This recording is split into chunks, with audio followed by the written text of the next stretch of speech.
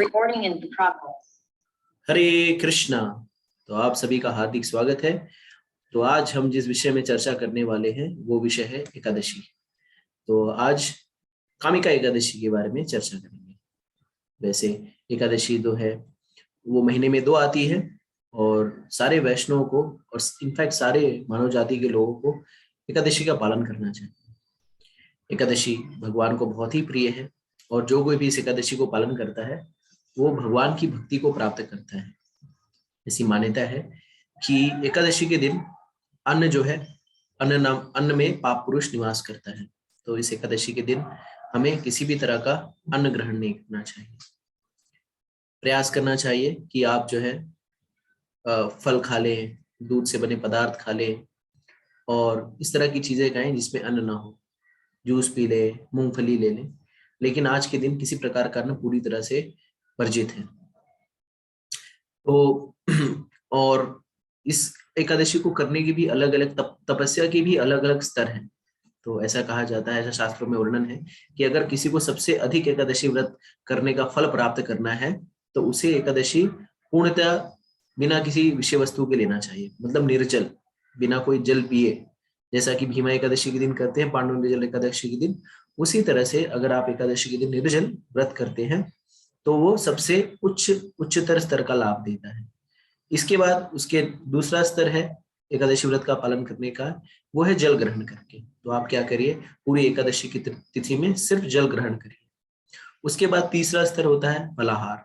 तो वर्तमान समय में लोग जो है प्राय उनको कुछ ना कुछ रोग रहता है, परेशानियां हैं, जिससे वो पूरी तरह से ना निर्जल कर सकते हैं ना खाली जल ले सकते हैं। तो वो क्या कर सकते हैं, फलाहार ले सकते हैं। तो आप सुबह शाम जो है फल ले सकते हैं और इस तरह से अन्न अवॉइड कर सकते हैं। फिर क्या कर सकते हैं, आप दूध वगैरह के बने सामान, दूध, दही, घी, मक्खन, ये सब भी ले सकते हैं।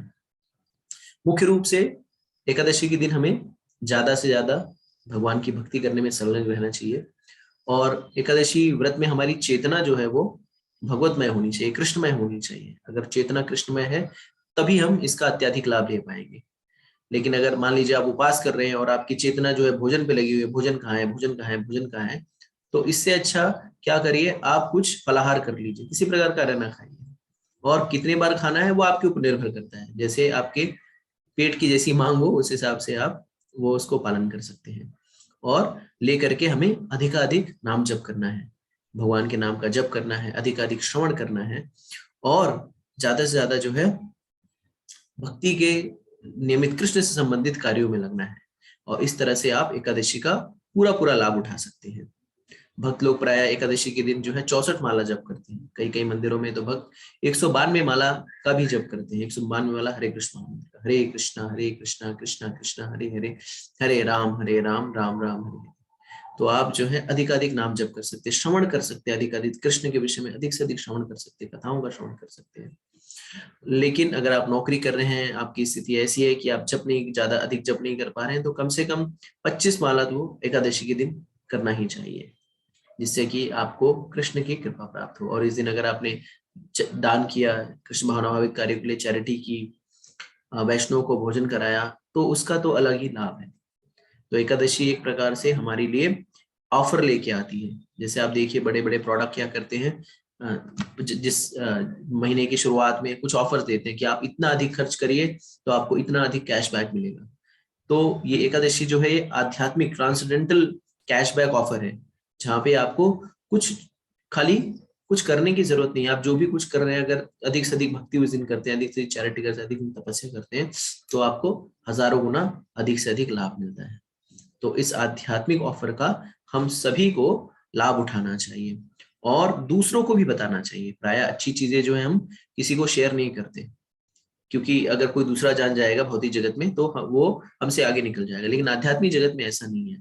तो अगर आप इस एकादशी का पालन कर रहे हैं तो आपको क्या करना चाहिए, और लोगों को भी एकादशी के महात्म्य के बारे में बताना चाहिए, उनको समझाना चाहिए कि किस तरह से इस दिन हमें किसी प्रकार का अन्न नहीं ग्रहण करना चाहिए। हमें थोड़ी सी तपस्या जो है आध्यात्मिक उन्नति के लिए करनी चाहिए और लोगों को भी एकादशी का व्रत पालन करने के लिए हमें प्रोत्साहित करना चाहिए। साथ ही साथ व्रत पालन के साथ हमें नाम जप पे भी जोर देना चाहिए। उनसे कहना चाहिए कि एकादशी के दिन कम से कम आप एक माला 108 बार कम से कम हरे कृष्ण महामंत्र का जप करिए। और ये आपके लिए बहुत ही लाभदायक होगा।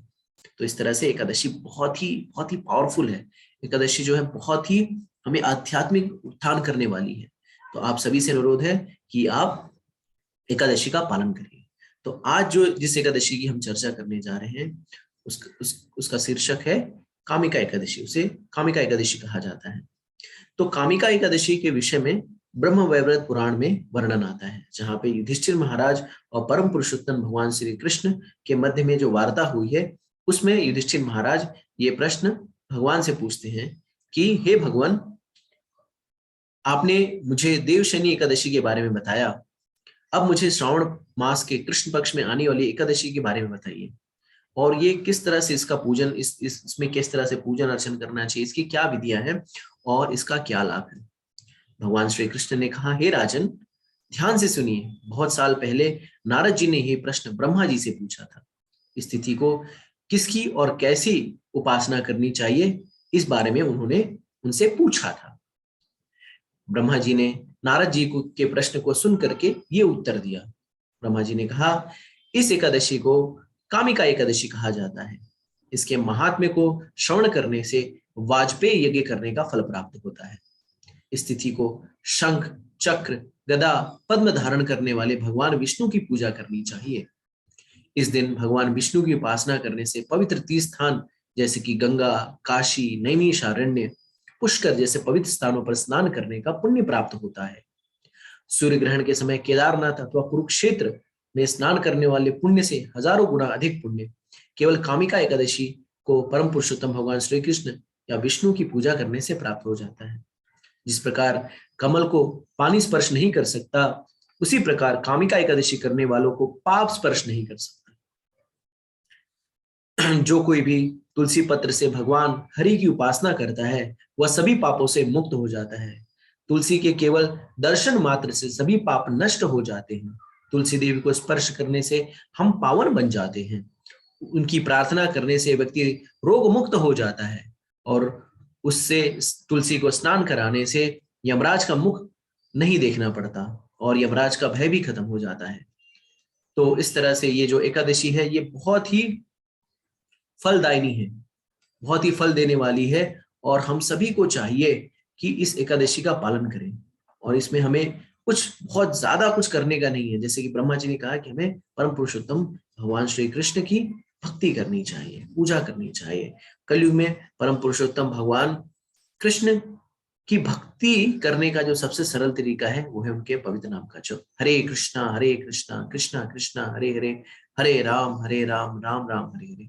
तो हमें सभी चाहिए कि इस कामिका एकादशी के दिन या अथवा 365 दिन जो है पवित्र नामों का जप करें। ब्रह्मा जी आगे बढ़ते हुए कहते हैं कि तुलसी रोपण करने से भगवान कृष्ण के साथ रहने का भाग्य प्राप्त होता है, और उनके चरण कमलों पर तुलसी अर्पण करने से भक्ति प्राप्त होती है। एकादशी के दिन तुलसी महारानी को घी का दीपक और प्रणाम अर्पण करने से उससे प्राप्त होने वाले पुण्य का हिसाब करने के लिए चित्रगुप्त भी समर्थ नहीं है, चित्रगुप्त के पास भी सामर्थ्य नहीं है। कामिका एकादशी का व्रत करने से भ्रूण हत्या तथा ब्रह्म हत्या जैसे महापाप से भी मुक्ति मिल जाती है। और इस महात्म्य को जो भी श्रद्धा पूर्वक श्रवण करता है और उसका कथन करता है, उसे वैकुंठ की प्राप्ति होती है। तो आप सोचिए कि इस एकादशी का श्रवण करने से और इसको दूसरों को सुनाने से वैकुंठ की प्राप्ति हो रही है। तो ये एकादशी आप लोग अवश्य करिए, खुद भी सुनिए, दूसरों को भी सुनाइए। तो ज्यादा से ज्यादा इस वीडियो को शेयर करिए, लाइक करिए, और आपसे अनुरोध है कि इस दिन अधिक से अधिक भगवान के नामों का जप करिए। हरे कृष्णा कृष्णा कृष्णा हरे हरे, हरे राम राम राम हरे हरे। आप सभी को मेरा दंड प्रणाम। कामिका एकादशी की जय। परम पुरुषोत्तम भगवान श्री कृष्ण की जय। हरे कृष्ण महामंत्र की जय। हरे कृष्णा कृष्णा कृष्णा हरे हरे, हरे राम राम राम हरे हरे।